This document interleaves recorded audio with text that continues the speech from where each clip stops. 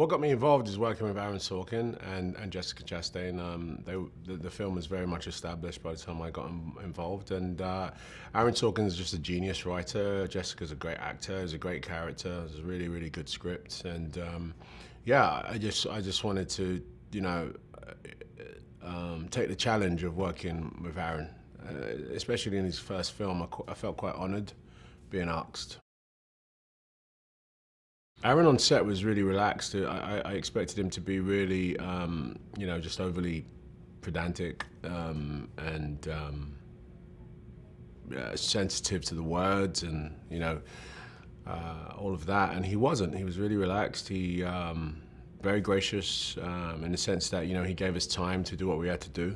And it was an intense time for us because we had like 10 days because of my schedule to do the scenes. And, Jessica and I, Charlie and Molly have sort of the spine of the film, basically, the whole way through the middle when they flash back and stuff. You go back and forth to Charlie and Molly. So we had a lot of work to do. But he was great. Aaron's a really good director. He's very relaxed. He's a nice guy. He's very funny. A defense attorney who had sort of left criminal law and trials. He sort of worked sort of more corporate and, found this case to be intriguing because his daughter, who's a teenager, found Molly to be sort of like the anti-hero. And so Charlie Jaffe decides to take on her case against his better judgment, I suppose. He's a very complex. No, he's not a complex character. He's very straight down the line. But what he ends up doing is quite complex. What he starts to unravel is really, really complex. And how he did that, they were basically trying to use Molly Bloom to bring down a mob, and she got kind of caught in the wind, so to speak. So Charlie had to cut through all of that. Charlie was impressed by her integrity, like bulletproof, in poker, gambling, the sensitivity about who was at her table, and she wouldn't sell them out, even though, she was about to go to jail and lose everything she ever had for life, and Charlie found that admirable. Jessica Chastain's a great actor. I had a great time working with her, and, it was a bit of a departure from the types of roles perhaps that she's played before. She does varied work, but Molly Bloom is such a character in real life, and Jessica didn't do an impression of her. She did an interpretation, which is really layered and clever, and I enjoyed it. From a young girl, Molly, sort of has been tested, in different ways, especially as an athlete. And she was just determined, even when she completely shattered her spine, had it remade. They said, you won't ski again, and she did.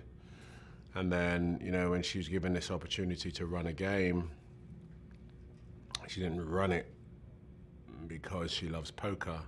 She ran it because she knew that she could actually run a game that would blow people out of the water. And she saw, past with her poker table, so much money. And I think it's also a film about character. And, I have a belief system that anybody can do anything. It doesn't mean everybody should do everything, but, we all have the same brain, same amount of processing power. We just can do different things with it. And you can teach your brain to do anything. And in the case of Molly Bloom, she completely proves it. She's a very smart woman. And, running a poker game is, I couldn't do it, but she did it very well. Aaron Sorkin at his best in terms of a screenwriter, with the added bonus of him actually directing it, and he did.